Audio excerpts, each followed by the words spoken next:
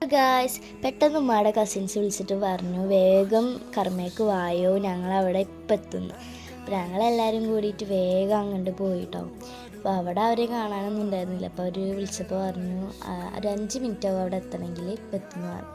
പിന്നെ എല്ലാവരും എത്തി. ഞങ്ങൾ കർമ്മയിൽ തന്നെ ഒരു ഇറക്കം ഭാഗമുണ്ട്, അവിടേക്കായിരുന്നു പോയിട്ടുണ്ടായിരുന്നു. അപ്പോൾ അവിടെ വെള്ളം ബോട്ടൊക്കെ കണ്ട് കുറച്ച് നേരം നിന്ന് പിന്നെ എല്ലാവർക്കും ഐസ്ക്രീം കഴിക്കാമെന്ന് പറഞ്ഞു. അപ്പോൾ എല്ലാവരും ഐസ്ക്രീം മേടിച്ച് red velvet, Spanish delight, strawberry അങ്ങനത്തെ ഒക്കെ കഴിച്ച് പിന്നെ എല്ലാവരും കൂടിയിട്ട് വട്ടത്തിലിരുന്നു. കുട്ടികളും എല്ലാവരും കൂടിയിട്ട് വട്ടത്തിലിരുന്നിട്ട് അന്താക്ഷരി കളിക്കാമെന്ന് പറഞ്ഞു. അങ്ങനെ അന്താക്ഷരി കളിക്കുമായിരുന്നു. ടീമായിട്ടായിരുന്നു കേട്ടോ കളിച്ചിട്ടുണ്ടായിരുന്നു.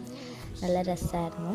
ഞാൻ അതൊക്കെ കളിച്ച് അപ്പോൾ എല്ലാവർക്കും വിശക്കാൻ തുടങ്ങി. അപ്പോൾ ഞങ്ങൾ ഹോട്ടലിൽ പോകാമെന്ന് വിചാരിച്ചു. അപ്പോഴായിരുന്നു ഈ മേഘം കണ്ടത്. നല്ല ഭംഗിയുണ്ടായിരുന്നു കേട്ടോ കാണാൻ. ഇത് വരച്ച പോലെയായിരുന്നു ഇത് കാണാൻ. ഞങ്ങൾ ഈ ഇറക്കത്തേക്ക് വന്നത് അത്ര തിരക്കൊന്നും ഉണ്ടാവില്ല വിചാരിച്ചിട്ടായിരുന്നു. നല്ല തിരക്കുണ്ടായിരുന്നു അവിടെ. പിന്നെ എല്ലാവർക്കും കുത്തു പൊറാട്ട, ഫ്രൈഡ് റൈസ് അങ്ങനത്തെ ഒക്കെ മേടിച്ച് കഴിച്ച് ഞങ്ങൾ വേഗം മൂത്താപ്പാടെ വീട്ടിൽ പോയിട്ടോ. അവിടെ മുനമ്പത്ത് ബീവി ജാറും നേർച്ചയായിരുന്നു.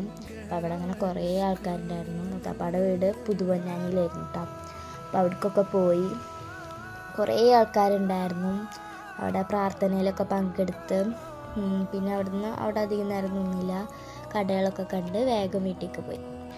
പിന്നെ പിറ്റേ ദിവസം രാവിലെ മഴയൊക്കെ ഉണ്ടായിരുന്നു. മഴയും മുട്ടപ്പത്തിനും ബീഫൊക്കെ കഴിച്ച് അങ്ങനെ അതും കഴിഞ്ഞ് പിന്നെ നേർച്ചയായിരുന്നല്ലോ. അപ്പോൾ അവിടെ ചോറുണ്ട് പള്ളിയിൽ. അപ്പോൾ അതൊക്കെ മൂത്താപ്പ മേടിച്ച് കൊടുന്ന് ചോറൊക്കെ കഴിച്ച് പിന്നെ മൂത്താപ്പാടെ വീട്ടിൽ നിന്ന് ഉമ്മയുടെ വീട്ടിലേക്ക്, ഉമ്മയുടെ വീട്ടിൽ നിന്ന് എൻ്റെ വീട്ടിലേക്ക്. അപ്പോൾ ഇത്രേ ഉള്ളൂ.